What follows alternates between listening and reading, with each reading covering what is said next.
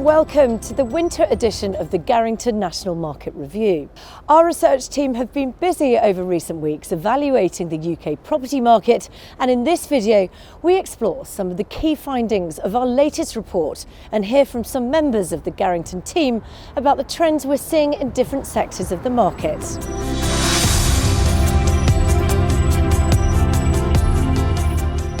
In such an international market, the uncertainty around Brexit has disproportionately impacted buyer demand. Coupled with affordability concerns and high costs of purchase, the London market has been more acutely affected than we would expect to see elsewhere. I spoke to James Rawls from the Garrington London team about the trend. Has the London property market ever suffered for this long before? Not in my memory. The last big slowdown was after the crash of 2007, but that was very sharp. I think it lasted no longer than 2 years. This has been longer lasting, nearly 3 years, I believe.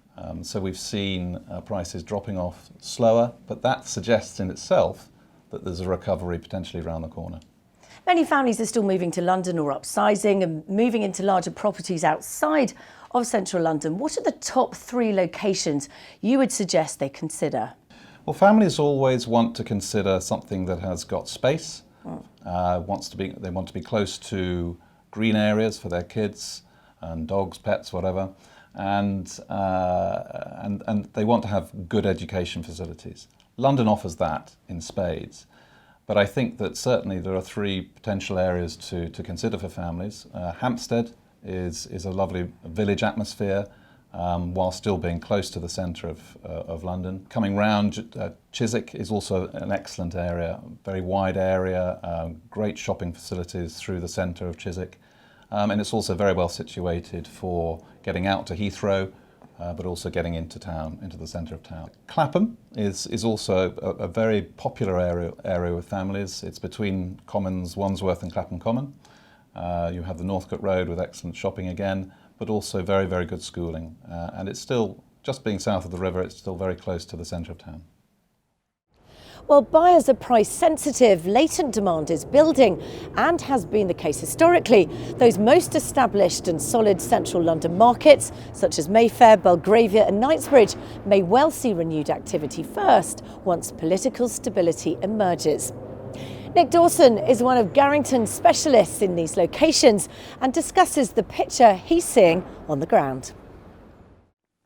The London property market has had a tough few years, Nick, so is now a good time to buy? I think since 2015 we've seen an increasing amount of opportunity across the central London property market in particular. And the closer we get to March the 29th, I believe there will be more opportunity for buyers within the property sector. So what area within London do you believe offers the most opportunity? I think in 2019 we'll see not a dissimilar trait as we saw back in 2018. The prime central London core areas, those areas like Mayfair, Knightsbridge, Kensington and Chelsea, I believe will offer the greatest opportunity for buyers. So to be specific, what sort of opportunities have you seen? In areas like Mayfair, where pricing you normally expect to achieve well over £3,000 per square foot and possibly even up to and exceeding £6,000 per square foot, there have been a number of opportunities, unmodernised tired properties that have been selling for £1,700–1,800 a square foot.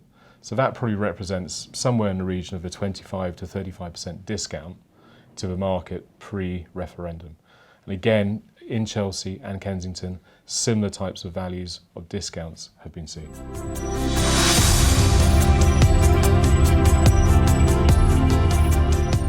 As we move into 2019, the UK's property market continues to face a headwind of threats, both domestic and overseas. But a series of tailwinds could also reset the balance towards recovery and growth once more clarity emerges.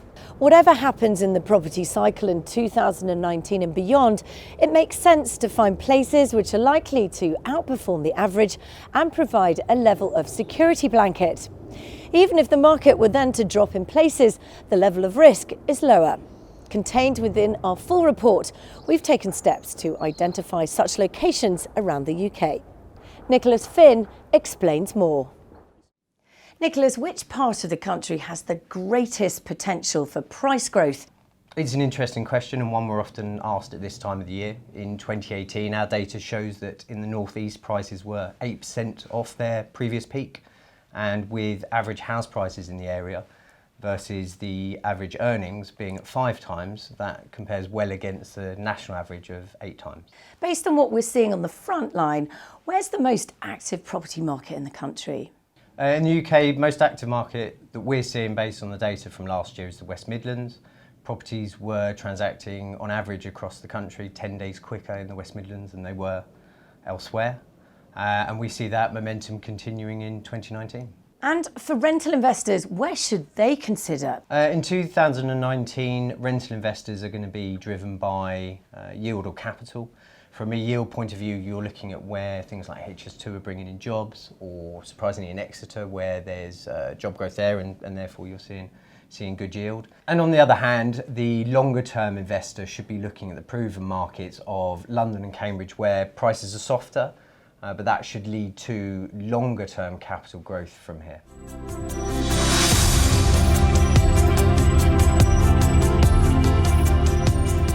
The best opportunities for buyers in 2019, regardless of whether they're looking in the mainstream, prime or investment markets, is to find places which have room for growth, potential, are currently experiencing growth, momentum, and are also growing economically. Opportunity. Our report provides detailed analysis of the various markets around the UK that meet such criteria. With the arrival of Media City UK and Salford in the northwest, demand for properties has soared, boosting transaction levels, while prices are rising by more than twice the national average. David Lewis from the Garrington Northwest team shares further insights. So David, which area of the northwest region do you believe will offer investors opportunity? I'm a firm believer that South Manchester is very much top of the list. It's an area which stretches from Sale, Altrincham, Hale, then further around to Knutsford, Wilmslow, and taking the likes of Didsbury and around to Stockport, where there's been massive investment into the area. From Stockport, you can get a train into Manchester Piccadilly in 12 minutes. And the Metro is continuing to expand and making the link into the city centre fantastic. It's an area which has attracted a huge amount of companies over the last few years. There's some expanding companies there. TalkTalk have moved up to Salford and have created new jobs. Amazon have opened a new distribution centre at Airport City. I think it created 1,500 new jobs as well. All that means is that the corporate market in South Manchester is very buoyant. Many families relocate to the northwest, often needing to be within commuting distance of Manchester. Where would you recommend purchasing a property? Very much the areas around Knutsford, Wilmslow, Alderley Edge, Hale. All the schools there, whether they're state or private, are excellent, and communications are also fantastic. Lifestyle's very good. There's plenty to do around there. There's tennis clubs, cricket clubs, golf clubs, easy commute into Manchester for shopping and entertainment, theatres, cinemas, etc. The area offers just about everything for a family. If you'd like to see our full report, please visit garrington.co.uk/property-news. Thank you for watching, and please do contact us if we can assist you with any property related matter.